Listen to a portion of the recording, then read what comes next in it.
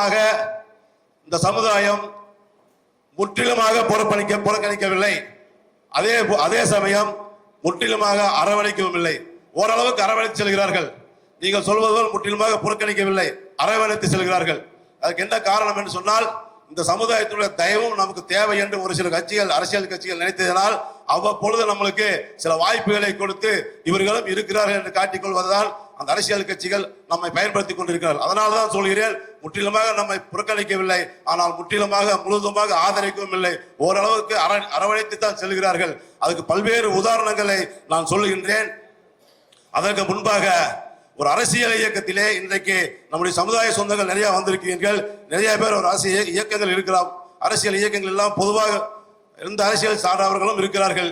காரணம், எந்த அரசியல் சாராமல் இருக்கிறவர்கள் தான் நம்மை போன்ற அரசியல் இயக்கங்களை சார்ந்தவர்களை நம்பிக்கொண்டிருக்கிறார்கள். இவர்கள் ஏதாவது இந்த சமுதாயத்துக்கு செய்வார்கள் என்று. அப்படிப்பட்ட அந்த நம்முடைய சமுதாயத்தை சேர்ந்த பொதுமக்கள் நினைக்கின்ற அளவுக்கு இங்கே கலந்து கொண்டிருக்கின்ற அத்தனை பேரையும் நான் அரசியல் இயக்கத்திலே சார்ந்திருக்கின்ற உங்களை எல்லாம் கேட்டுக்கொள்கின்றேன். எந்த அரசியல் இயக்கத்தில் இருந்தாலும் தாராளமாக இருங்கள்.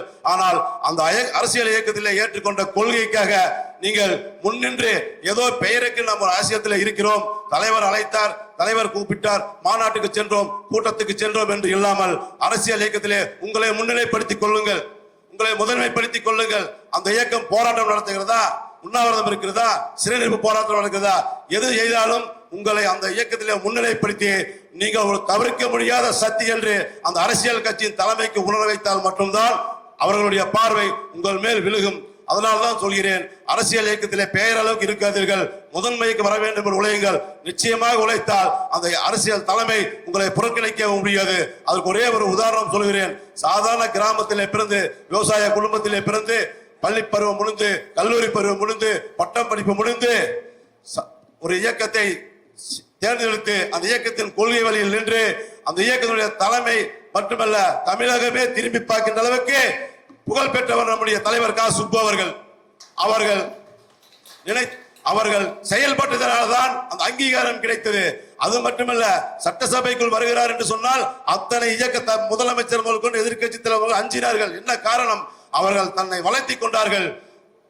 பெயருக்காக இயக்கத்திலே இல்லை. அதன் மூலம் அரசியல் அதிகாரம் செலுத்த தலைமைக்கு பக்கத்திலே அமர்ந்தார்கள், ஆலோசனை செய்யும் பக்கத்திலே போனார்கள். அந்த மாதிரி நிலைமையை நாம் உருவாக்கினால் மட்டும்தான் எதிர்காலத்தில் அந்த செல்வாக்கை பயன்படுத்தி நாம் நிச்சயமாக இந்த சமுதாயத்துக்கு ஏதாவது செய்ய முடியும் என்பதை அரசியல் கட்சியிலே இருக்கின்றவர்கள் புரிந்து கொள்ளுங்கள், தெரிந்து கொள்ளுங்கள் என்று கூறிக்கொண்டு, அடுத்தபடியாக இந்த அரசியல் இயக்கங்கள் சார்ந்தவர்களால் தான் இந்த சமுதாயம் அரவணைக்கப்படுகிறது என்று சொன்னால், அரவணைக்கப்படவில்லை என்று சொன்னால், பாஞ்சாலங்குறிச்சி என்ன வீரவண்டிய கட்டபொம்மன் எந்த வீரத்தோடு அந்த வெள்ளையனை எதிர்த்து போரிட்டாரோ அதே அந்த சமுதாயத்தையும் பாஞ்சாலங்குறிச்சி கோட்டையும் அந்த சமுதாய மக்களே இருக்கின்ற இடம் தெரியாமல், பாஞ்சாலங்குறிச்சி கோட்டை இருக்கின்ற இடம் தெரியாமல் முற்றிலுமாக ஒழித்து நாலாபுறமாக நம்மை நாடோடிகளை விரட்டியவர்கள் ஆங்கிலேயர்கள்.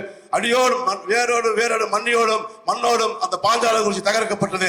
ஆனால் அதற்கு பிறகு வந்த அரசியல் கட்சிகளால் தான், அந்த இயக்கங்களால் தான் பாஞ்சாலங்குறிச்சி மீண்டும் தமிழ்நாட்டு ஆவணங்களில் கொண்டு வரப்பட்டது என்று சொன்னால் அதற்கு காரணம் அரசியல் கட்சியை சேர்ந்தவர்கள் ஆட்சி இருந்த காரணத்தினால்தான்.